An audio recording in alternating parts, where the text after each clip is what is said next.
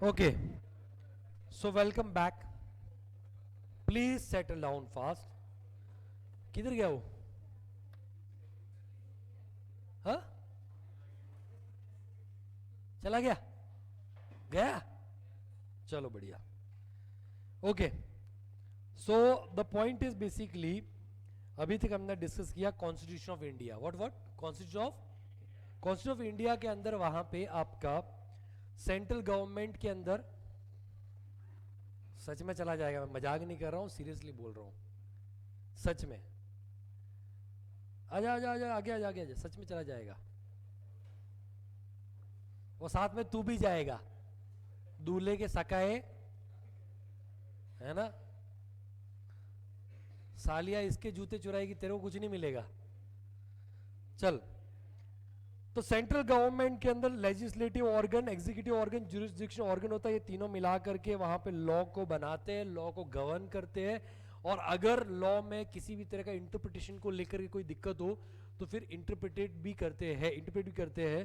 तो सर ये इस तरह से मिलके बनता है 5 कंपोनेंट. कितने?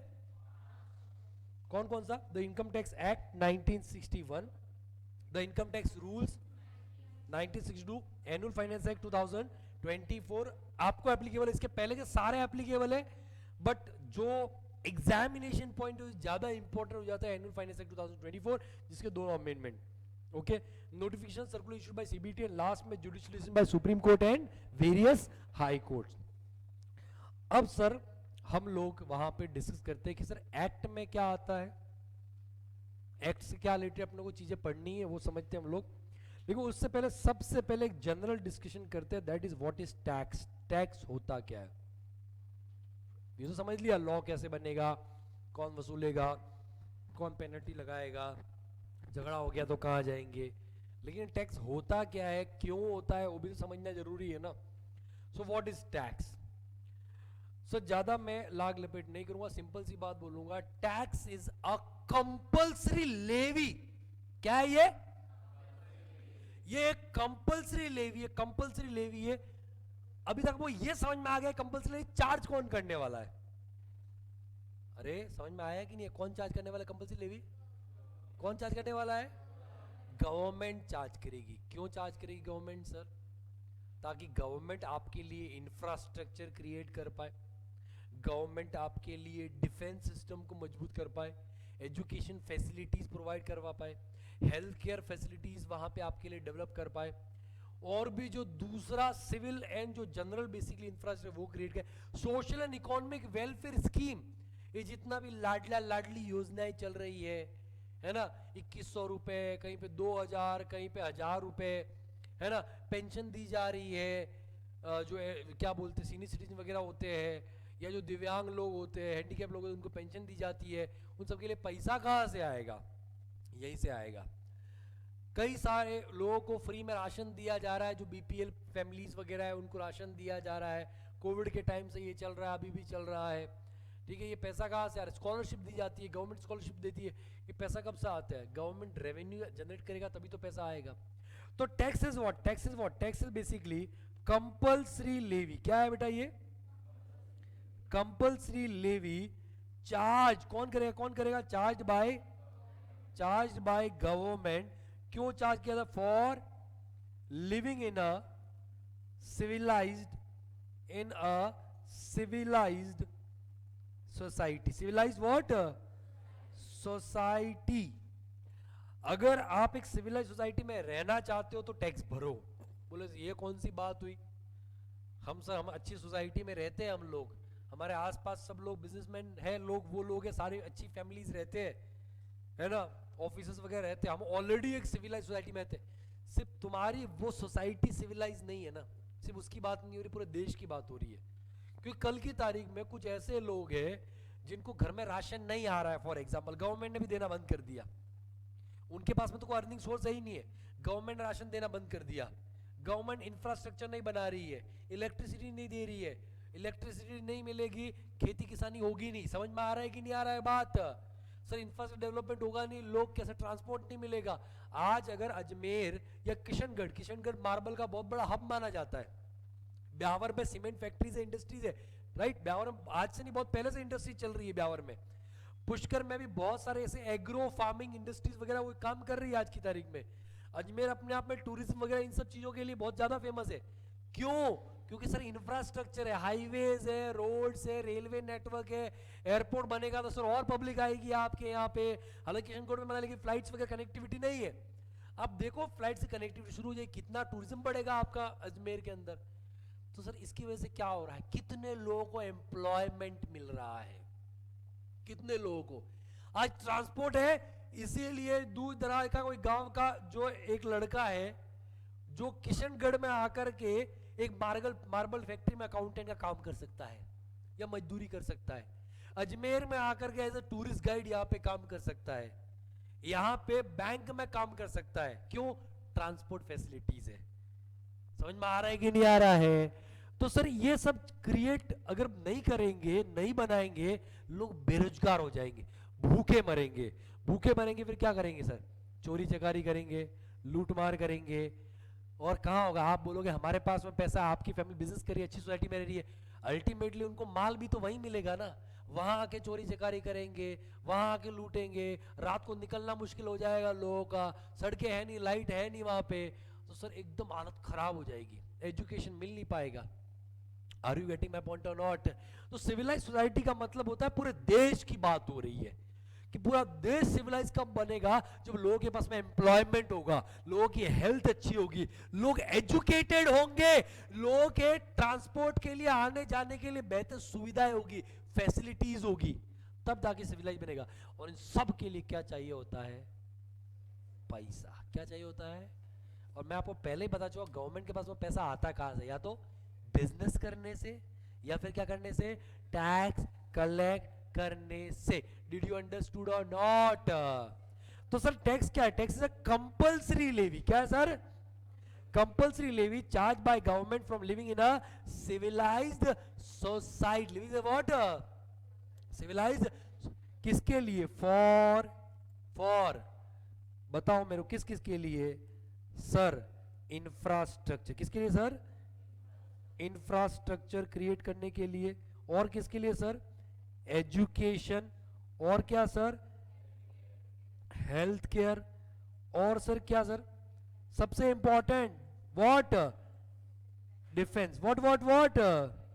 डिफेंस। ठीक है, डिफेंस सिस्टम मजबूत करने के लिए। आप बोल दो सर हम अजमेर में रहे, हम एकदम सेफ है, हमारे घर पे हमारे बच्चे प्राइवेट स्कूल में पढ़ते हैं, ठीक है, सोफियंस, हमारे जो ट्रीटमेंट होता है वो प्राइवेट हॉस्पिटल में होता है, डॉक्टर भी हमारा प्राइवेट है, सब कुछ प्राइवेट है, घर से बाहर जाते ही नहीं है हम लोग, हमारा खुद का एक चार्टर प्लेन ले रखा है जो घर से ऑफिस, ऑफिस से छत के ऊपर ही उतरता रहता है, वहां पे मतलब रोड का भी इस्तेमाल करते हैं नहीं है। पानी के लिए हमने खुद का अपना ट्यूबवेल खोद रखा है वहां पे। हम सरकार की किसी भी सेवा का इस्तेमाल करते नहीं है। सर एक दिन मोदी जी का मन करेगा, ठीक है, तो किसी सेवा का इस्तेमाल नहीं करता है, एक दिन मेलोनी को बोलेगा कि पाकिस्तान को बोल के एक मिसाइल छोड़वा, और वो मिसाइल आके सीधा शुभम का वो जो टेरेस बेसिकली वो है ये वो क्या बोलते हैं, एयरपोर्ट नहीं, टेरेस पे एयरपोर्ट थोड़ी बनेगा यार, क्या बनेगा वो, हाँ पार्किंग लैंडिंग जो है उधर आके हेलीपैड के आके अंदर वहां पे घुसेगा। ठीक है, पाकिस्तान से निकला गजनी और शुभम की सजनी, सॉरी, ठीक है, तो द पॉइंट इज, हाँ सजनी तो तेरी बेवफाई है। So the point is basically ये है कि सर डिफेंस फिर कैसे करोगे आप? अल्टीमेटली बेसिकली सरकार ना बोल देगी तुम तुम्हारा जानो। यही तो हुआ था कश्मीर के मैटर में, यही तो हुआ था। कश्मीर में क्या हुआ? कश्मीर ने ना बोल दिया हम इंडिया का पार्ट बनेंगे ही नहीं, हम हमारा अलग देख लेंगे। पाकिस्तान ने उधर से अटैक कर लिया।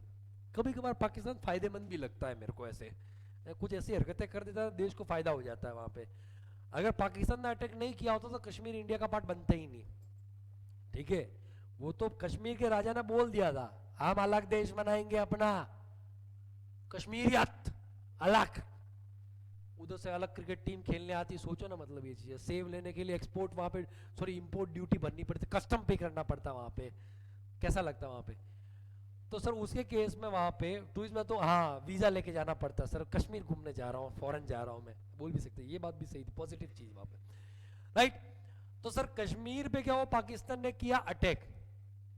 अब उनके पास में फोर्सेस थी नहीं, क्योंकि जो लोकल्स थे ना वो पाकिस्तान के सपोर्ट में चले गए काफी हद तक। वहां के जो राजा थे हरि सिंह जी, उन्होंने सरदार पटेल को बोला मालिक बचा लो हमको। बोले हम क्यों बचाए, तुम तुम्हारा देखो, तुम तुम्हारा अलग अलग अलग, पटेल साहब का भी अलग था, तुम तुम्हारा देखो ना, मैं क्यों बचाने हूँ वहां पे, तो देखते रहे, जाना जा रहे, नहीं देखेगा। बोला रिक्वेस्ट कर रहे हैं, रिक्वेस्ट से कुछ नहीं होता, साइन करता है तो बोल। उसने बोला आज करता हूँ मालिक। साइन किया लेटर ऑफ एक्सेशन के ऊपर कि भाई कश्मीर आज से इंडिया का क्या है, इंटीग्रल पार्ट। सर 24 घंटे में फोर्सेस कश्मीर पहुंच गए और ऐसी की तैसी करके पाकिस्तान को निकाल दिया। ये होती है diplomatic strategy. So the point is basically वहां पे, क्योंकि जब कश्मीर अपने आप को इंडिया का पार्ट मान ही नहीं रहा था, हम क्यों अपना डिफेंस का पैसा वहां पे खर्च करें। तो सिंपल सी बात है, अगर आप इंडिया में रह रहे हो, आप चाहते हो कि हमको ये सारी फैसिलिटीज मिले, हमको बचाया जाए, पुलिस हमको आकर के वहां पे प्रोटेक्ट करे, कोई लुटेरे आ रहे हैं तो आपको करना पड़ेगा, टैक्स भरना पड़ेगा। Are you getting my point or not. तो सर टैक्स अलग अलग तरह के, and social and economic welfare scheme, social and economic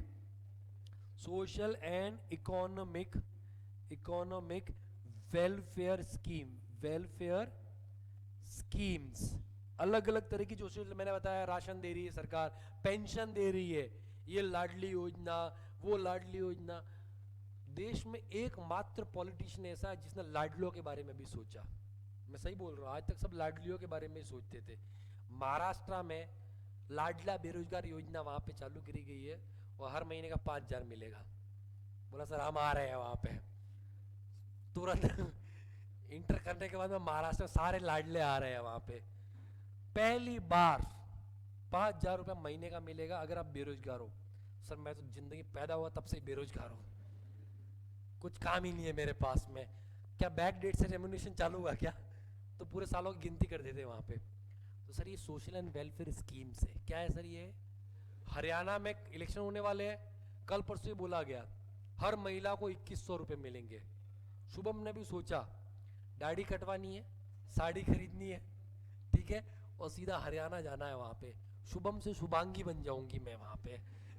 2100 रुपये महीने का कम से कम आएगा। ये बात भी सही है, ये बात भी सही है। घाटे का सौदा क्यों करें, मतलब एक काम कर, दोनों स्कीम का फायदा उठा। महाराष्ट्र में शुभम, हरियाणा में शुभांगी, और अजमेर में आके श्रीमती विधवा विधवा पेंशन योजना का फायदा उठा ले। वहां पे अपने को देश में जहां जहां सुविधाएं उपलब्ध है, हर चीज का फायदा उठाना चाहिए। मैं तो मानता हूं, लोग बोलते हैं अरे यार वो तो गरीबों के लिए, हम भी गरीब है, हम कौन से अमीर है। सरकारी योजना क्या उठाना चाहिए? फायदा, जितना मिल रहा है ना फायदा उठाओ। खुल के बोल रहा हूं, मैं भी ये सोचता था, बाद में साला पैसा तो मेरी पॉकेट से ही जा रहा है, ये भरा नहीं है, मैं कभी तो भरूंगा ना टैक्स, मतलब ये चीज है, तो वो जा रहा है तो मैं पहले ले लेता हूं, बाद में टैक्स भरूंगा वहां पे, ये चीज है। तो सर ये सब करने के लिए सरकार को क्या चाहिए होता है? पैसा। क्या चाहिए होता है? तो सर वो पैसा गवर्नमेंट वसूलेगी टैक्स के फॉर्म में। अब सर मैंने आपको बता दिया कि जो इनकम टैक्स है ना, income tax it is a law. क्या है बेटा ये? और ये लॉ बनाने का अथॉरिटी किसने दिया है? सर ऑब्वियसली तभी लोग बात मानेंगे, हाँ क्या ना? नहीं तो बोले पार्लियामेंट की हम बात मानते ही नहीं है, मैंने तो हमारे एमपी को वोट नहीं किया, जाओ वोट ही नहीं करता मैं तो मैं तुमको अपना एमपी नहीं मानता हूं। जब मैं तुमको अपना एमपी नहीं मानता, तुमने लॉ बनाया उसको भी मैं नहीं मानता हूं। सर आप ऐसा बोल सकते हो बोलने के लिए, लेकिन कॉन्स्टिट्यूशन को मैं नहीं मानता ऐसा नहीं बोल सकते। अगर ऐसा बोला तो आपके ऊपर क्या लग जाएगा? देशद्रोह, ठीक है, यूएपीए लग जाएगा, जमानत तक नहीं जब होगी वहां पे आपका। आप बोलते हो मैं कॉन्स्टिट्यूशन को फाड़ के फेंक रहा हूं, सर आपकी जमानत तक नहीं होगी, बेल तक नहीं होगी, यूएपीए देशद्रोह कानून लग जाएगा आपके ऊपर। तो सर कॉन्स्टिट्यूशन तो सबको मानना है, अगर कोई टेररिस्ट भी है ना उसको भी कॉन्स्टिट्यूशन तो मानना है, क्योंकि सर कॉन्स्टिट्यूशन मानेगा तभी तो अपनी बेल के लिए अप्लाई कर पाएगा।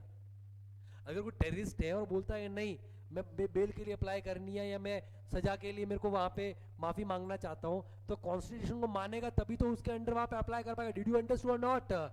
तो कॉन्स्टिट्यूशन को पूरा देश मानता है, सबको मानना है, सरकारों को मानना है, पार्लियामेंट को मानना है, कोर्ट को मानना है, हर किसी को मानना है, जनता को मानना है। इसलिए सर इनकम टैक्स का प्रोविजन भी कॉन्स्टिट्यूशनल प्रोविजन है। कौन सा प्रोविजन है बेटा? ये लॉ बनेगा, ये कॉन्स्टिट्यूशन में बोला गया है। सर लॉ तो पार्लियामेंट बनाएगा, लॉ कौन बनाएगा? लेकिन ये लॉ बनेगा, ये कहां लिखा हुआ है? ये कहां लिखा हुआ है? ये लॉ बनेगा, ये कॉन्स्टिट्यूशन में लिखा हुआ है। इन कॉन्स्टिट्यूशन, जैसा कि आपको थोड़ा बहुत भी idea, it is divide into articles. किसमें डिवाइड है? ये अलग अलग आर्टिकल्स में डिवाइड है। अलग अलग आर्टिकल्स। सर ये आर्टिकल्स क्या होते हैं? आर्टिकल्स में कॉन्स्टिट्यूशन को अलग अलग पार्ट में डिवाइड कर रखा है। सी आपने अलग अलग मूवी भी देखी हो, आर्टिकल 15 देखी होगी। सी कॉन्स्टिट्यूशन अगर आपको कोई राइट देता है ना, तो आपकी कुछ ड्यूटीज भी है, कर्तव्य भी है इस देश के प्रति। वो सब अलग अलग चीजें अलग अलग आर्टिकल्स में कॉन्स्टिट्यूशन ने बता रखे हैं, है ना। फ्रीडम ऑफ स्पीच आप बार बार सुनते होंगे, freedom of speech, freedom of speech, freedom. इस देश में बोलने का अधिकार है, हम बोल सकते हैं, फ्रीडम ऑफ स्पीच। खासकर सेलिब्रिटीज बहुत ऐसा बोलती है वहां पे, ठीक है। सब फ्रीडम ऑफ स्पीच किसने दिया है? वो आर्टिकल में बता रखा है। डिड यू अंडरस्टूड और नॉट? तो अलग अलग चीजें आर्टिकल्स में बता रखी है। तो बेटा अब ये आपकी देखो, ये बुक है, सॉरी 170, मैंने 40 पहले बोलते उसको कम कर दिया। 117 पेज में पूरा इनकम टैक्स आ गया आपका। 117 पेज के अंदर पूरा इनकम टैक्स कवर हो गया। 140 में मतलब केस स्टडीज अलग कर दिए वहां पे।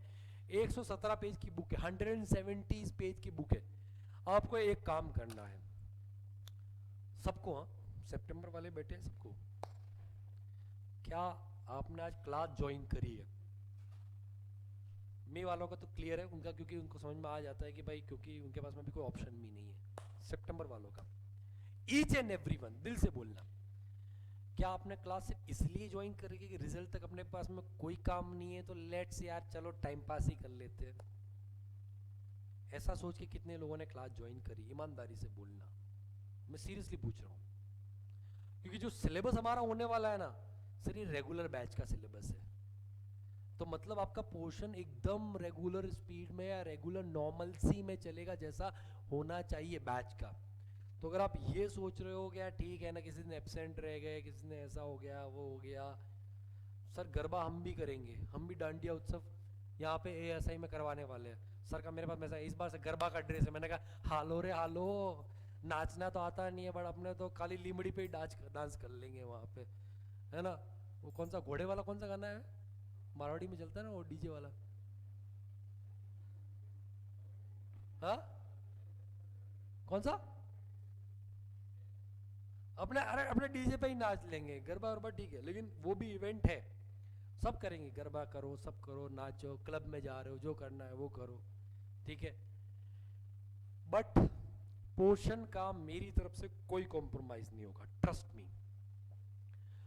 कितने लोग ऐसा सोच के आए, नहीं सर हम टाइम पास का नहीं सोचे, हमको पढ़ना है, हमको सर सिलेबस को सिलेबस की तरह ही लेना है, एंड वी वांट टू पास, मतलब फाउंडेशन ऑब्वियसली होने के बाद की बात है, बट क्योंकि अगर सारी चीजें पॉजिटिव रहती है अपने लिए, तो हमको इंटरमीडिएट भी उसी तरीके से पास करना है जैसा आपने लेक्चर्स के स्टार्टिंग में बोला था। क्या आप सब पास होना चाहते हो कि नहीं होना चाहते हो, ये बताओ मेरे को। तो कुछ ऐसी चीजें हैं जो आपको खराब लगेगी, खराब लगेगी, लेकिन करनी पड़ेगी, मर मर के भी करनी पड़ेगी। सर आपको है ना 3 नोटबुक बनाए, सुन लो भाई, सुन लो, आपको 3 नोटबुक बनानी है। एक बनाओ आप 200 पेज की नोटबुक, मतलब रजिस्टर, जिसको अपने यहाँ पे रजिस्टर बोलते हैं, उधर नोटबुक बोलते हैं मुंबई में। एक बनाओ, कितना पेज का बोला मैंने? 200 पेज का। एक आप बनाओ 250 पेज का, 300 पेज का। जो 200 पेज का बनाओगे ना, वो रहेगा आपका थियरी नोट्स, जो आप अपने खुद के नोट्स बना रहे हो। सर आपको 117 पेज का ये बुक अंदर पड़ा हुआ आ गया है बॉम्बे से, दोनों आ गया, अभी मिल भी जाएगा, मिल जाएगा, दोनों बुक्स मिल जाएगा आपको। लेकिन sir what I expect from you, आप अपने नोट्स खुद तैयार करोगे। अभी बुक आपके पास में, हमेशा आपके पास में रहेगा, आपको ही मिल रहा है, वो समझ में आ रहा है कि नहीं आ रहा है? बट आप अपने नोट्स रजिस्टर में खुद से तैयार करोगे, खुद से लिखोगे। अभी से वो काम करोगे, बाद में आपके लिए अच्छा हो जाएगा, बाद में करने बैठोगे कभी नहीं होगा, ट्रस्ट मी। तो सर आपको रोज एक लिखने का टास्क दिया जाएगा, उसके 2 पर्पस है। कोई कन्विंस नहीं कर रहा हूं, मेरा ये सिस्टम है और ट्राई एंड टेस्टेड सिस्टम है, इसीलिए हर अटेम्प्ट में इस बार अगर मैं बात करूं एडनोवेट में सबसे ज्यादा एग्जामिशन आए वो टैक्स में आए 200 प्लस स्टूडेंट्स को, 217 स्टूडेंट को टैक्स में एग्जामिशन है।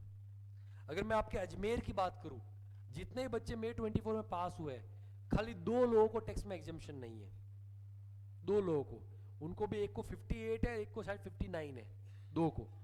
बाकी each and every student has scored exemption in tax. और ये सर ये प्रोसेस उन्होंने भी फॉलो किया था, मर मर के किया था, बेइज्जत होकर किया था, क्लिक किया था। अभी जैन 25 में उन्होंने भी किया था, सब ने किया था। और बेटा मैं सब तुम्हारे लिए बोल रहा हूं कि तुम लोग क्या सोचोगे ठीक है ना यार ये तो अभी चला जाएगा बाद में अब देख लेंगे ये चीज। नहीं सर, पोर्शन उसी स्पीड से जाएगा, उसी तरीके से जाएगा। अगर आप क्लास अटेंड नहीं करोगे इसमें तेरा घाटा, मेरा कुछ नहीं आता। Very simple it is. आपको सर नोट्स बनाने हैं, घंटा 1.5 घंटा बैठना पड़ेगा आपको। आपको अपने नोट्स बनाने, आप अपनी लैंग्वेज में लिखो, चार्ट बनाओ जहाँ रिक्वायर्ड आपको कि भाई ये इसको मैं चार्ट फॉर्मेट में कर सकता हूँ, टेबल फॉर्म में कर सकता हूँ, वो करो। एक बुक। दूसरा बुक सर आपको बनाना है जो 250 से 300 पेज का रहेगा, that will be question and answer book, Q&A book, या प्रैक्टिकल जो प्रॉब्लम्स होगी उनको सॉल्व करना है। दोनों उसमें जो आपको मैं एग्जाम्पल क्लास में करवाऊंगा, एग्जाम्पल जो मैं खुद बना रहा हूँ या कोई एग्जाम्पल है उसको आप इसी बुक में लिखोगे। कौन सी बुक में? थियरी बुक में। कौन सी बुक में? कॉन्सेप्ट बुक बोलेंगे। क्या बोलेंगे उसको बेटा? कॉन्सेप्ट बुक में। उसी में लिख दोगे, कॉन्सेप्ट के नीचे एग्जाम्पल आ गया। बट जो प्रैक्टिकल प्रॉब्लम एंड सॉल्यूशन को आपको जो बुक दिया जा रहा है उसके जो question, class work and homework दोनों, क्लास वर्क एंड होमवर्क दोनों एक ही बुक चलेगा। क्लास वर्क एंड होमवर्क वो आपको दूसरी वो जो 250-300 पेज की उसमें करना है। एक मिले तो 50 पेज का बुक रजिस्टर और ले लेना, 50 पेज का रजिस्टर, या कोई कॉपी हो तो कॉपी ले लेना। वो आपको बनाना है एडजस्टमेंट बुक। क्या बनाना है? Adjustment book. उसमें क्या करना है मैं आपको बताऊंगा। कोई भी क्वेश्चन है, उस क्वेश्चन में कोई पर्टिकुलर एक ऐसा एडजस्टमेंट है, ट्रस्ट मी जो चीज बोल रहा हूं लोग अप्रिशिएट करते हैं बाद में लेटर ऑन। कोई भी एडजस्टमेंट है जो लग रहा है यार मस्त एडजस्टमेंट है यार, इसको तो बार बार देखना चाहिए, लेकिन हम देख नहीं पाते उस एडजस्टमेंट को बार बार। क्यों सर? क्योंकि इतने क्वेश्चन है, इतने सब्जेक्ट है, कहाँ उस एडजस्टमेंट की याद आएगी अपने को? कभी गलती से उस क्वेश्चन की तरफ गए, वो चेक याद आया। आपको क्या करना है, उस पर्टिकुलर क्वेश्चन में कोई एडजस्टमेंट है जो खाली वो क्वेश्चन तो ओके है, बट वो 1-2 एडजस्टमेंट ही सबसे बेस्ट है। या आपको लगता है कि ना इधर तो दम है, मतलब सोचने में दिमाग लगाना पड़ा, समझ में आ रहा है कि नहीं आ रहा है? आपको उस एडजस्टमेंट बुक में लिखना है question number this, chapter wise. Chapter सबसे ऊपर डाल दोगे, चैप्टर 1 या फिर बाद में चैप्टर 2 ऐसे। तो चैप्टर 1 में क्वेश्चन नंबर 1, क्वेश्चन नंबर 1 के अंदर एडजस्टमेंट नंबर 5, एडजस्ट नंबर, और उसमें लिख देना है क्या एडजस्टमेंट उसमें है, क्या समराइज वे में। उससे क्या होगा, आपका पूरा डायरेक्ट टेक के जितने भी एडजस्टमेंट, ट्रस्ट मी 25-30 हजार पेज नहीं बढ़ने वाले, मैक्सिमम 25-30। अब बेस्ट टू बेस्ट भी करोगे ना 25-30, 15 मैक्सिमम लो के होते हैं वहां पेजेस। 10 से 15 पेजेस में आपका पूरा डायरेक्ट टेक्स्ट के जो टॉप ए क्लास एडजस्टमेंट, ए क्लास, वो सारे आ गए। इसका मतलब क्या होता है, आप एग्जाम टाइम में अगर वो पूरा क्वेश्चन रिवाइज नहीं भी कर रहे हो ना, आपने खाली क्या किया, वो एडजस्टमेंट बुक गो थ्रू कर लिया ना सर, वो एडजस्टमेंट को लगा डाला तो लाइफ चिंगा लाला, आपका पूरा क्वेश्चन सॉल्व हो गया, ट्रस्ट मी। बाकी क्वेश्चन आपका कैलकुलेटर पे सॉल्व हो जाएगा, वो एडजस्टमेंट, और बार बार जितनी बार देखोगे आपका कॉन्फिडेंस बढ़ेगा। उसी एडजस्टमेंट बुक के पीछे की साइड पे, पीछे की साइड पे आपको क्या करना है, सेक्शन वहां पे लिस्ट बनाना है पीछे की साइड पे, पीछे से कहना कि चैप्टर 1 के अंदर सेक्शन 1, सेक्शन 2, सेक्शन 3, खाली सेक्शन लिखना है, उसका टाइटल लिखना है, सेक्शन लिखना है, उसका टाइटल लिखना है, सेक्शन लिखना है, उसका टाइटल, दैट्स इट, और कुछ नहीं करना है वहां पे, बस यही चीज करना है, ठीक है। और ये कोई रोज का काम नहीं है, रोज ये वाला एडजस्टमेंट का काम करने में आपको 5 मिनट लगेगा। क्वेश्चन कर रहे हो, देखा एडजस्टमेंट लिख दिया वहां पे। आपको टाइम लगेगा कॉन्सेप्ट बुक बनाने में, जो आपको रेगुलर बेस पे करोगे तो अच्छा है, वरना 2-3 दिन का इकट्ठा करके बहुत काम बढ़ जाएगा वहां पे, और होमवर्क चीजें करने में, ठीक है। तो एकदम सिस्टम के हिसाब से चलेगा। If you are doing, trust me, you are going to perform amazingly. आपको भी नंबर आ सकते हैं, आप भी अपना जो सोच के है सर ऑल इंडिया रैंक या कुछ भी है, 100% अचीवेबल है, 100%। और टैक्स जिसको कॉम्प्लीमेंट करता है, टैक्स एक ऐसा सब्जेक्ट है, as I told you, first group में आपका टैक्स, सेकंड ग्रुप में कौन सा आपका, और जिसने दोनों सब्जेक्ट में अगर जीत हासिल कर ली ना, ट्रस्ट में बाकी सब्जेक्ट्स को कुछ नहीं कर पाएंगे। ग्रुप निकालना तो एकदम इजीली काम है, दोनों ग्रुप निकालना, आपका ऑल इंडिया रैंक भी लाना बहुत आसान काम है, बहुत आसान काम है। टैक्स इसको कॉम्प्लीमेंट करता है, ठीक है। तो सर बेटा आपको ये बुक मिल जाएगी, आज ही मिल जाएगी, आज ही मैं दिलवा दूंगा, ठीक है। तो ये जैसे ये कॉन्सेप्ट है, अभी मैं आपको पढ़ा रहा हूँ, कुछ चीज़ें मैं लिखवा भी रहा हूँ, तो ये कॉन्सेप्ट बुक है। इनको क्या करो आप घर पे जाकर के अपने हिसाब से फेयर करो कॉन्सेप्ट को, ये जो नोट्स है ना अपने हिसाब से, समझ में आ रहा है कि नहीं आ रहा है, ताकि आपको वापस भले ये बुक पढ़ो या ना पढ़ो, आपके दूसरा क्या होता है खुद की लिखाई रिवीजन करने में आपने क्या लिखा है, कहाँ पे कौन सा पॉइंट लिखा है, कहाँ पे आप अटके थे, क्यों अटके थे, वो नोट्स आपका प्रिपेयर एवरी टाइम आपको बहुत हेल्पफुल होगा वहाँ पे। डिड यू अंडरस्टूड और नॉट? तो सर सबसे पहले अगर आप देखोगे तो power to levy tax, as I told you कि ये पावर किसने दिया है, किसने दिया है, and Constitution is divided into article, divide into, तो Constitution of India, Constitution of what, Constitution of India, Constitution of India का आर्टिकल नंबर कौन सा 246, आर्टिकल नंबर कौन सा 246 का कौन सा शेड्यूल 7 शेड्यूल, क्योंकि एक आर्टिकल में बहुत सारे शेड्यूल्स में डिवाइडेड है वहां पे, उसका कौन सा शेड्यूल 7th शेड्यूल के अंदर 3 लिस्ट है, कितनी लिस्ट है, they are 3 list in 7th schedule. One is union list जिसको हम लिस्ट 1 भी बोलते हैं, दूसरा कौन सा है स्टेट लिस्ट जिसको क्या बोलते हैं लिस्ट 2, और तीसरा होता है कॉन्करेंट लिस्ट जिसको हम क्या बोलेंगे list 3। List 1 union, list 2 state, list 3, ये 3 लिस्ट है। अब मैं आपको ये पहले ही बता चुका हूं, इनकम टैक्स कहां का मैटर है, कहां का मैटर है, कौन सी गवर्नमेंट का, सेंट्रल या स्टेट गवर्नमेंट, तो कौन सी लिस्ट में आना चाहिए ये, लिस्ट 1 मतलब कौन सा यूनियन। बट एक बात बताओ, सेंट्रल गवर्नमेंट का क्या एक ही काम है क्या, टैक्स कैलकुलेट करो, टैक्स वसूलो, कहानी खत्म, क्या एक ही काम है क्या, सेंट्रल गवर्नमेंट के दुनिया भर के काम।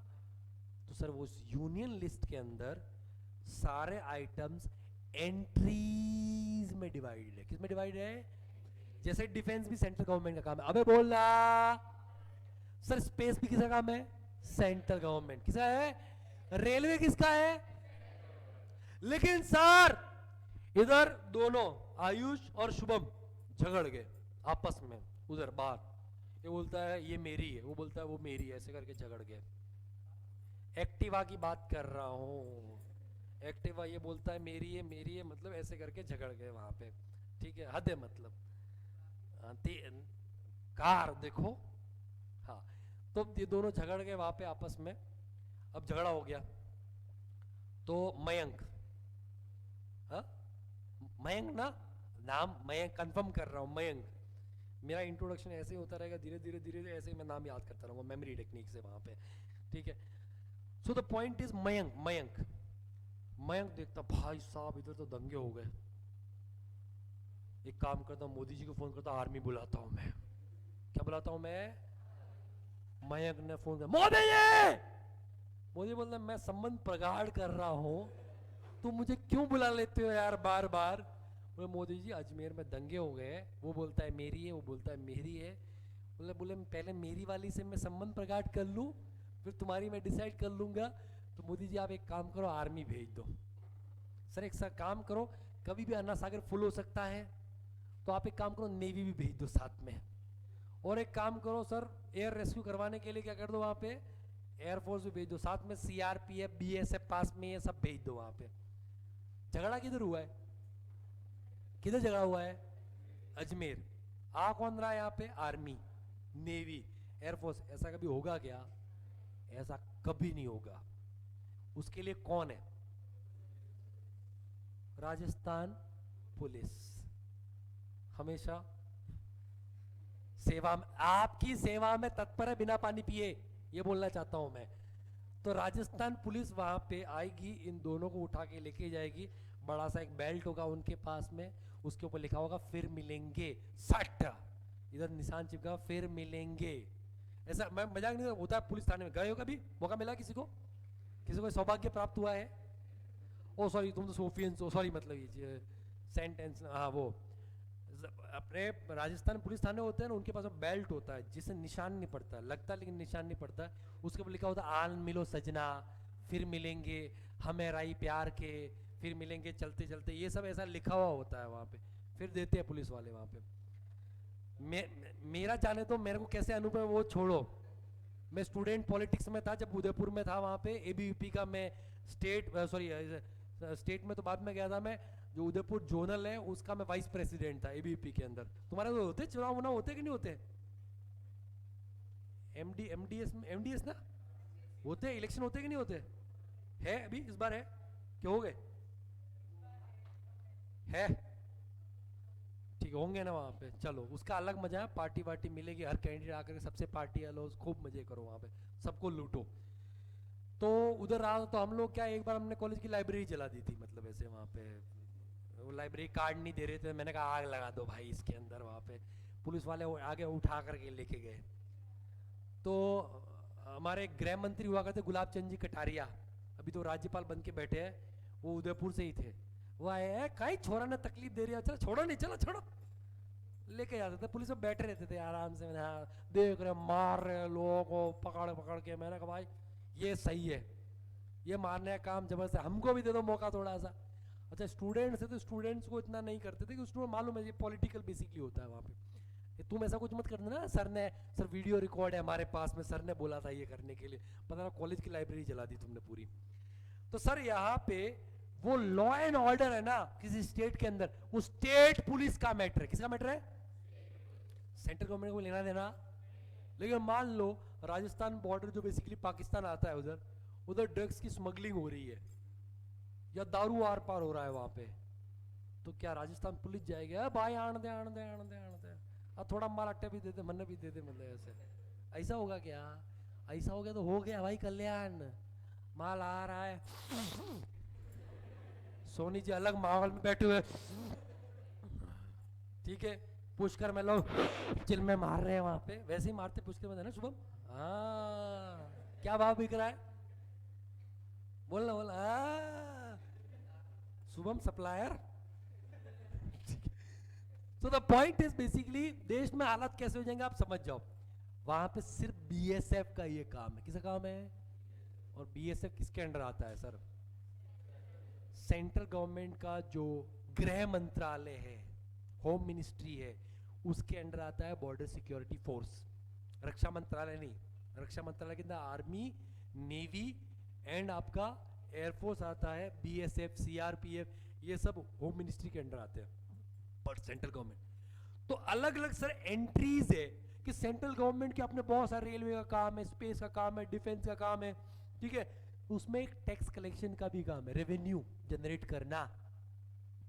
तो एंट्रीज में डिवाइडेड है। तो यूनियन लिस्ट का कौन सा entry? Entry number 8। Sir MCQ में क्वेश्चन आ सकता है, हो सकता है ट्रू फॉल्स में, या आप किसी और तरीके से 1-2 नंबर का थ्योरी क्वेश्चन भी डाल दे, मैंने लास्ट में 2-2 नंबर के 1 और 2 ऐसे करे तो उसमें पूछ लिया वहां पे। Discuss the legislative basically power to levy taxes. Are you getting my point or not? तो इस तरीके से आ सकता है, ट्रू फॉल्स में आ सकता है, एमसीक्यू में कैसे भी आ सकता है। मैं फिर से रिपीट करूंगा, which article of constitution of India 246 240 which schedule, which list, list 1 that is what union list, कौन सा लिस्ट, which entry number, ये बोलता है कि सेंट्रल गवर्नमेंट चलो सेंट्रल गवर्नमेंट तो फंक्शन करवाएगा, parliament have power, parliament have what power to make laws on taxes on income other than agriculture income. मैंने आपको बता दिया लॉ कौन बनाएगा, अरे कौन बनाएगा, उनको गवर्न कौन करवाएगा, central government, central.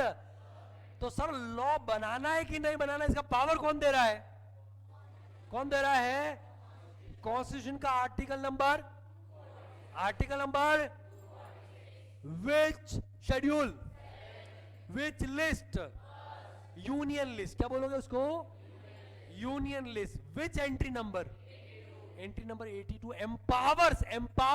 empowers parliament to make such laws, to make such, अब सच लॉज बोल दिया मतलब एक्ट हो गया, रूल्स हो गया, अमेंडमेंट करो, फाइनेंस एक्ट लेकर के आओ, नोटिफिकेशन सर्कुलर को, सीबीटी को पावर दो, जो आपकी मर्जी है करो।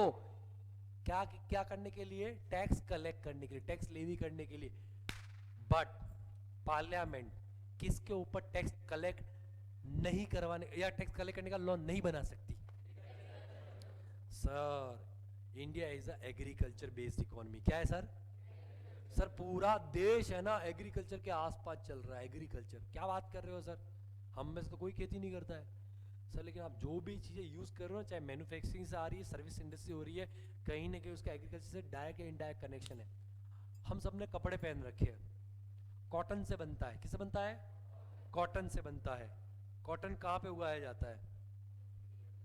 खेतों में उगाया जाता है। एग्रीकल्चर भाई हम चल रहे हैं, कड़ी कचौरी खा करके आया मैं, ठीक है, कहाँ से आएगा? खेतों से। कचौरी खेत से नहीं आ रही है बे, बट वो जो दाल है या जो बेसन है या जो मैदा है जो भी है, वो तो उसका रॉ मटेरियल कहाँ से आएगा? फार्म से आएगा। अरे बोलो, कड़ी के लिए बेसन कहाँ से आएगा? फार्म से आएगा। तो एवरीथिंग, ये भाई आपका फर्नीचर आर्टिकल, एवरीथिंग कहीं ना कहीं डायरेक्टली और इनडायरेक्टली एग्रीकल्चर का रोल है। तो sir India is agriculture based economy. Manufacturing और सर्विस इंडस्ट्री कॉम्प्लीमेंट करते हैं। मैन्युफैक्चरिंग और सर्विस इंडस्ट्री क्या करते हैं? उसको कॉम्प्लीमेंट करते हैं। अगर इन तीनों में से किसी को भी कुछ हो जाए ना सर, तो इकोनॉमी कोलैप्स हो जाएगी, आई एम टेलिंग यू। और मेजरली एग्रीकल्चर। इसीलिए सरकार हमेशा किसानों के लिए ये स्कीम लेके आती है, वो स्कीम लेके आती है, ऐसा करेंगे वैसा करेंगे, क्योंकि उनको मालूम है कि असली अन्नदाता ये है, इनकी वजह से देश चल रहा है। Are you getting my point or not? In fact बहुत सारे ऐसे एग्रीकल्चर प्रोड्यूस है जिनके एक्सपोर्ट में इंडिया नंबर 1, नंबर 2, नंबर 3 में आता है। There are so many agriculture produces जिसके एक्सपोर्ट में इंडिया नंबर 1, नंबर 2, नंबर 3 में आता है। हम सबसे ज्यादा तंबाकू एक्सपोर्ट करते हैं पूरी दुनिया को। मैं मजाक नहीं कर रहा हूँ, खाते भी हम ही है और एक्सपोर्ट भी हम ही करते हैं। चाय पत्ती, ठीक है, आप जो पीते हो वो तो कचरा है बे। असली चाय पत्ती, असली माल तो आउट ऑफ इंडिया जा रहा है।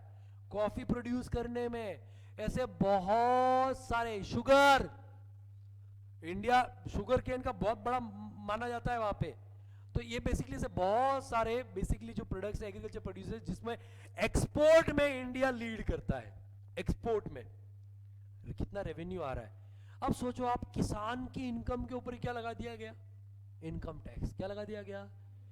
तो सर सारे किसान तो अमीर नहीं होते ना, सारे किसान तो बड़े लैंडलॉर्ड नहीं होते ना, छोटे छोटे किसान भी है, एक एक एकड़ पे खेती करके भी अपना जीवन यापन कर रहे हैं। Are you getting my point or not? ये लोगों के फार्म पे खेती करके अपना घर चला रहे हैं। अब सोचो उनकी इनकम के ऊपर टैक्स लगाया जा रहा है सीधा 30%। सर खत्म हो गया, केस खत्म हो गया। Are you getting my point or not? तो इसके लिए सर, अच्छा तो सर ठीक है ना, एग्जाम कर दो इसको। एग्जाम किया हुआ है जो इनकम टैक्स का, क्योंकि जो इनकम टैक्स एक्ट है ना, it is divide into sections. पढ़ेंगे हम लोग किसमें डिवाइडेड है? टोटल 298 सेक्शन है एक्ट के अंदर। कितना? 290। इनकम टैक्स एक्ट के अंदर 298 सेक्शन है। देयर आर सो मेनी सब सेक्शंस, क्लॉजेस, सब क्लॉजेस, बहुत सारे ऐसे करके पूरा एक्ट बनता है। उसका जो सेक्शन 10 है ना, सेक्शन 10, सेक्शन व्हाट सेक्शन 10 बात करता है एग्जम्प्टेड इनकम। किसकी बात करता है? सेक्शन 10 के अंदर 10(1), 10(2), 10(2)(a), 10(3), 10(4) ऐसे एग्जम्प्टेड इनकम है। लिस्ट ऑफ एग्जम्प्टेड इनकम है। इनकम टैक्स में सारी एग्जम्प्टेड इनकम कौन से सेक्शन में दे रखी होगी? सेक्शन 10। सेक्शन, उसका पहला ही सेक्शन है सेक्शन 10(1). क्या है सर सेक्शन? सेक्शन 10(1) बोलता है कि अगर आपको कोई एग्रीकल्चर इनकम हो रहा है from land situated in India, from land situated in, agriculture income from land situated in, it is exempt. क्या है सर ये? और ये किस में बोला गया? सेक्शन, अरे सेक्शन 10(1) कौन से एक्ट में दे रखा है? Income tax act 1960। तो सर आप में से कोई बोल सकता है सर एक्ट में दे रखा है ये चीज तो एग्जेम्प्ट हो गया ना। सर कॉन्स्टिट्यूशन में ऐसा क्यों लिखने की जरूरत थी कि other than agriculture income? Can anyone tell me? GST कुछ लोगों ने पढ़ा है, जीएसटी के बारे में आइडिया आपको?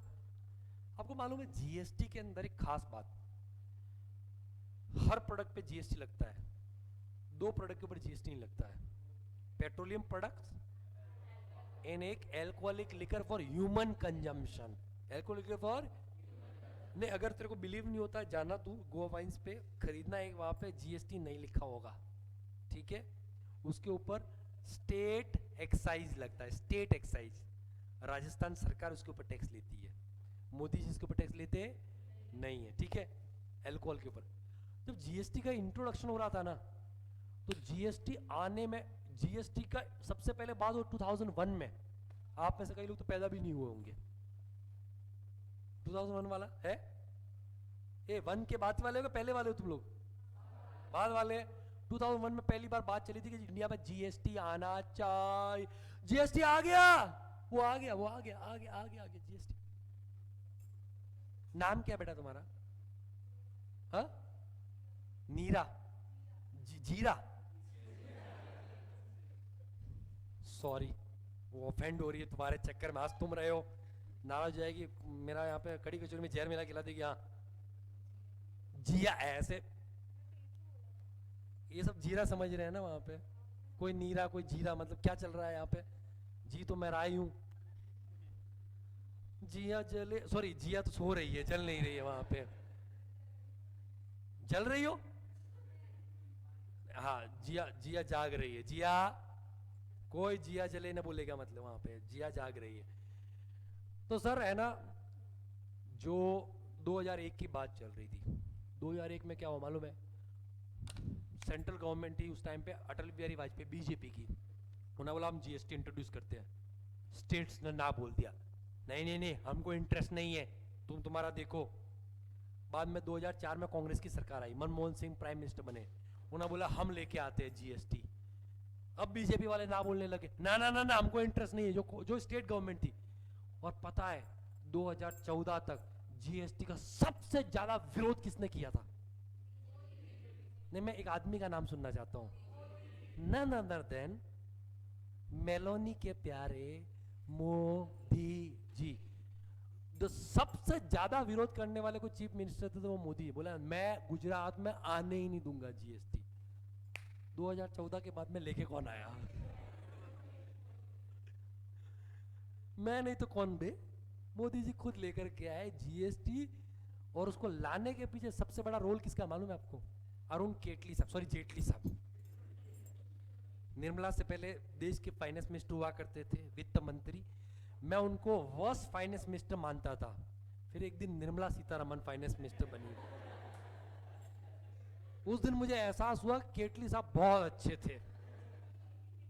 मुझे मुझे आज रियलाइज होता है, हे भगवान वो केटली इतनी जल्दी गर्म क्यों हो गई, मतलब ऐसे वहां पे। तो दुनिया से चले गए। अरुण जेटली साहब की एक खास बात थी, उनके अपोजिशन की दूसरी पार्टी उसमें भी फ्रेंड्स थे, बहुत अच्छे friends, because he was lawyer, ठीक है। तो उनके फ्रेंड्स थे, हर पार्टी फ्रेंड्स थे। उन्होंने सबको इकट्ठा किया, कांग्रेस वालों को, टीएमसी को। बोला आपकी क्या प्रॉब्लम है? बोले कि जीएसटी जैसे देश में आ गया ना, तो हमारा सबसे ज्यादा रेवेन्यू होता है लिकर से। स्टेट गवर्नमेंट ने, स्टेट गवर्नमेंट का सबसे ज्यादा पैसा दारू बेच के आता है। दारू, सरकार दारू पिला रही है तुमको भर भर के, सरकार। तो सर ये गलत बात का, ऐसे ही लोग बदनाम कर रखा है दारू को, सरकार ही बोल रही है अच्छी। क्या बोलता है शुभम, सही बात है? ये देखा, स्लोगन भी बना रखे है भाई ने, सेव वाटर ड्रिंक बियर। तेरा लक्षण बेटा मेरे को ठीक नहीं लग रहे हैं, बता रहा हूं मैं। तो बेटा इसमें तो कुछ मिला के नहीं लेके आया तू बोतल में वहां पे, हाँ ये सब मिक्स करके सब लोग पीने लग गए। मैंने कहा ये हो क्या रहा है? नाम लेते ही चालू हो गया। ऐसा होता है ना, नाम लेते ही याद आ जाती है तो तलब लग जाती है वहां पे, तो चालू हो गया वहां पे। हाँ,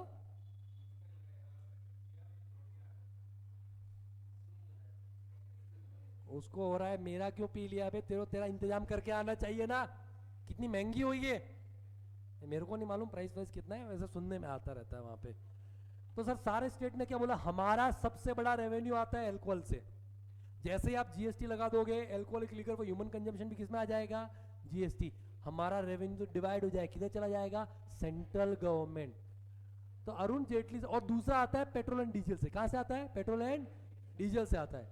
तो अरुण जेटली, बस इतनी सी बात है क्या? इतनी सी बात है क्या तुम्हारा प्रॉब्लम सॉल्व? बोले वो कैसे? हम एल्कोहल, जो एल्कोहलिक लिकर है वो ह्यूमन कंजम्पशन, उसको जीएसटी के दायरे में लाएंगे ही नहीं, और पेट्रोल डीजल को भी नहीं लाएंगे। तो फिर स्टेट गवर्नमेंट ने बोला ठीक है तुम अभी बोल रहे हो कि नहीं लाएंगे, कल की तारीख में लेकर के आ गए तो कल की तारीख में लेके आ गए तो कल तुम बोलोगे नहीं हम अभी हमको लाने का है, तो बोलो ठीक है एक काम करते हैं आधा आधा काम डिवाइड करते हैं, आधा तुम्हारा फायदा आधा हमारा। हम कॉन्स्टिट्यूशनल प्रोविजन बनाते हैं, कॉन्स्टिट्यूशनल प्रोविजन बनाते हैं। अगर आपने जीएसटी थोड़ा बहुत भी आइडिया पढ़ोगे तो उसमें स्टार्टिंग में ही लिखा हुआ है कॉन्स्टिट्यूशनल प्रोविजन जीएसटी भी, ठीक है। कॉन्स्टिट्यूशन प्रोविजन बनाते हैं कि जीएसटी लेवी होगा या हो सकता है on any goods and service, any goods and other than alcoholic liquor for human consumption. मतलब कभी भी GST alcoholic liquor for human consumption में लगने वाला, दारू पे लगने वाला नहीं है। अच्छा अगर उसको लगाना है तो सरकार को क्या करना पड़ेगा, कॉन्स्टिट्यूशन में चेंज करना पड़ेगा, जो इतना आसान काम पार्लियामेंट में 2/3 मेजोरिटी चाहिए होता है। वहां पे पार्लियामेंट में कितना मेजोरिटी चाहिए होता है, जो जनरली इतना आसान काम होता, सरकार चाहेगी भी तो अपोजिशन साथ नहीं देगी, चलो जीएसटी के लिए तो दे दिया साथ में, लेकिन सरकार बोलती है हम तो अपोजिशन साथ नहीं दूंगा। तो सर इसलिए वो कॉन्स्टिट्यूशन प्रोविजन है कि सर जीएसटी सब पे लगेगा, सब पे लगेगा, सब पे लगेगा, किस पे नहीं लगेगा, एल्कोहल नहीं, alcoholic liquor for human consumption, और यह कॉन्स्टिट्यूशनल प्रोविजन है ये। तो सर ये तो अभी जीएसटी लगने वाला नहीं है, इतना मतलब इतना आसानी से तो बिल्कुल भी नहीं लगेगा। Sir what about petroleum diesel, sir उसके ऊपर भी जीएसटी नहीं है आज। लेकिन सर उधर अरुण जेटली ने बोला एक तुम्हारे फेवर में एक हमारे फेवर में, अभी जीएसटी नहीं है। लेकिन सर अगर जीएसटी काउंसिल को लगेगा ना, उस दिन पेट्रोल और डीजल को हम जीएसटी के दायरे में लेकर के आ जाएंगे। तो सर टेक्निकली पेट्रोलियम और डीजल का जो एग्जम्पशन है ना जीएसटी को लेकर के, ये कॉन्स्टिट्यूशनल नहीं है। समझ में आ रहा है कि नहीं आ रहा, वो जो सीजीएसटी जो एचजीएसटी एक्ट है उसके अंदर प्रोविजन बनाया हुआ। Are you getting my point or not? देखिए ह्यूमन कंजम्पशन का एल्कोहलिकर का जो बेसिकली एग्जम्पशन है वो कहां पे है आपका, कॉन्स्टिट्यूशन। कहां पे है? तो सेम यहाँ पे लोगों को डर था, सरकारों को डर था जिन्होंने लॉ बनाया, कल की तारीख में कोई भी कैपिटलिस्ट गवर्नमेंट आ गई, जैसे कि मैं बात करूं यूएस में भी बाइडेन वो वहां पे प्रेसिडेंट है राइट, लेकिन सर ट्रंप का भी इलेक्शन लड़ रहा है वो, तो Trump is more capitalist. 2 party ruling है वहां पे यूएस के अंदर जनरली, मतलब अपने यहाँ पे बीजेपी कांग्रेस के अलावा और भी पार्टी है, वहां पे 2 ही है, ठीक है, एक तो रिपब्लिकन, दूसरा कौन सा है, डेमोक्रेट्स। तो बेसिकली वहां पे जो ट्रंप वाली पार्टी है ना वो बहुत ज्यादा कैपिटलिस्ट लोग हैं, पूंजीवादी लोग, वो गरीबों की नहीं सोचते, अमीरों को और क्या बनाओ, अमीर बनाते रहो। हालांकि इंडिया में कोई ऐसी पार्टी नहीं है, कोई भी, कांग्रेस ले लो, बीजेपी ले लो, ये सारी पार्टी सोशलिस्ट है, बीजेपी भी कहीं ना कहीं सोशलिस्ट ही है, इसीलिए सोशल इकोनॉमिक वेलफेयर स्कीम चलाते रहते हैं ये लोग। सबको, सारी पार्टियों गरीबों की चिंता है अपने देश में, चिंता है, कितनी है वो मालूम नहीं, लेकिन सब बोलते हैं कि हमको गरीबों की चिंता है, गरीब गरीब गरीब करते रहे, सारी पार्टियां करती रहती है। समाजवादी बेसिकली सारी विचार, कहीं ना कहीं सोशलिस्ट जो है ना वो विचारधारा है देश में। तो सर अभी तो कोई नहीं, लेकिन कल की तारीख में फॉर एग्जांपल अडानी, अंबानी, बिरलास, ये सब मिलकर के एक पार्टी बना लेते हैं, क्या बना लेते हैं, एक पार्टी बना लेते हैं वहां पे, ठीक है। तो अब उनके जो लॉज बनेंगे वो बताओ कैसे बनेंगे, कैपिटलिस्ट ही बनेंगे, हाँ के ना, बिजनेसेस को वहां पे वो सपोर्ट करने वाले, अमीरों को सपोर्ट करने वाले, गरीबों की बात नहीं करेंगे। सर वो तो एक दिन ये लॉ भी बना देंगे, ये एग्जम्पशन 10(1) का एग्जम्पशन है, इसको हटा के बोल देंगे agriculture income is what, taxable, क्या है, कर देंगे ऐसा, कर देंगे ऐसा। सर देश का किसान तो मारा गया, समझ में आया कि नहीं आया? तो इसके लिए क्योंकि डर था कि एक्ट में तो कभी भी नॉर्मल चेंज हो, सारे फाइनेंस एक्ट में अमेंडमेंट ला करके एक्ट में चेंज कर दोगे आप, फाइनेंस एक्ट में अमेंडमेंट लगा कर दोगे, चेंज कर दोगे, डिड यू अंडरस्टैंड और नॉट? तो ये तो सर डर लगा रहता है, ये तो डर लगा रहता है। सर आज की सरकार तो ऐसी है, बिना पार्लियामेंट में अमेंड किए भी अमेंड कर देती है चीजें। मैं मजाक नहीं कर रहा हूं, मेरे साथ में धोखा हुआ है, मैं भुगत भोगी हूं। मेरा इस बार 14,000 का नुकसान हुआ है, 14,000 का, बता नहीं सकता कैसे, आज आपको समझ में आएगा नहीं, जब कैपिटल गेन बताऊंगा ना मैं आपको तब मैं समझाऊंगा। 14,000 का मैंने पहली बार लाइफ में 14,000 का टैक्स भरा है, और वो भरा नहीं, भरवाया गया है। मेरा एक्चुअली रिफंड आ रहा था, कितना है वो नहीं बताऊंगा, उसमें से 14,000 कम करके मेरे को रिफंड दिया, और कोई अमेंडमेंट नहीं, इनकम टैक्स के फॉर्म में एक छोटा सा चेंज किया, आईटीआर भरते हैं ना वेबसाइट पे, उस यूटिलिटी में चेंज करके उन्होंने ये गेम मेरे साथ में कर दिया। मेरे जैसे हजारों टैक्स पेयर्स के साथ में ये गेम किया जो स्टॉक मार्केट में काम करते हैं या स्टॉक मार्केट से रिलेटेड ट्रांजेक्शन उनके पास में है। चुपके से बताया भी नहीं सरकार ने, कोई अमेंडमेंट नहीं, कोई पार्लियामेंट में नहीं, कोई नोटिफिकेशन नहीं सीबीटी का, कोई सर्कुलर का नहीं। उन्होंने खाली इनकम टैक्स की जो यूटिलिटी होती है, वेबसाइट होती है, जो फॉर्म होता है, उसके अंदर एक फॉर्मूला चेंज कर दिया। और सर मेरा जहाँ पे 14,000 मेरे को और रिफंड आता, उसमें 14,000 कम होकर के आया। एक निम्बू मिल जाए मेरे को एक बार बस, ठीक है। So the point is basically यहाँ पे तो गवर्नमेंट ऐसा कर लेती है, फिर सोचो अगर गवर्नमेंट को लग गया हमको ये हटाना है, वो कैपिटलिस्ट गवर्नमेंट को हटा देगी 2 सेकंड में, पहले ही बजट में हटा देंगे वो। इसीलिए बोला गया कि सर ये कॉन्स्टिट्यूशन प्रोविजन रखते हैं कि एग्रीकल्चर इनकम के ऊपर कोई भी लॉ पार्लियामेंट बनाएगी नहीं इनकम टैक्स की वसूली के लिए। डिड यू अंडरस्टैंड और नॉट? तो देखो अभी देखो ये जैसे एक प्लेन वहां पे आपका टैक्स दे दिया गया। अब आपको अपने इजी लैंग्वेज में अगर आपको नोट्स बनाना है तो आप कैसे करोगे मैं बताता हूँ अलग अलग तरीके से, हालांकि वो चार्ट फॉर्मेट में हो जाएगा, थोड़ा बड़ा हो जाएगा नोट्स बनाने के लिए, ठीक है।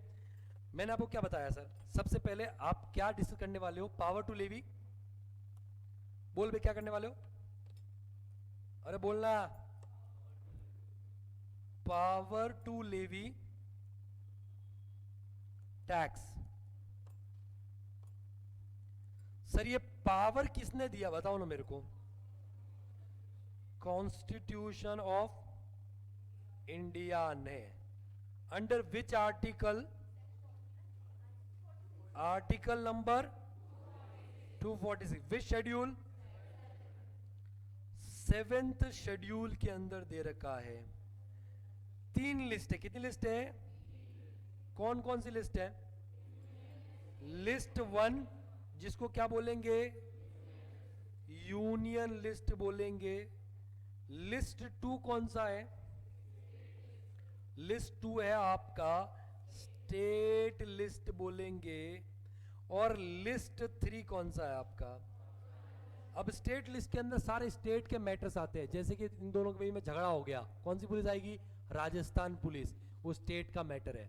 लोकल ट्रांसपोर्ट किसका मैटर है, स्टेट का, जो रोडवेज की बसें वगैरह चलती है किसका मैटर है, स्टेट।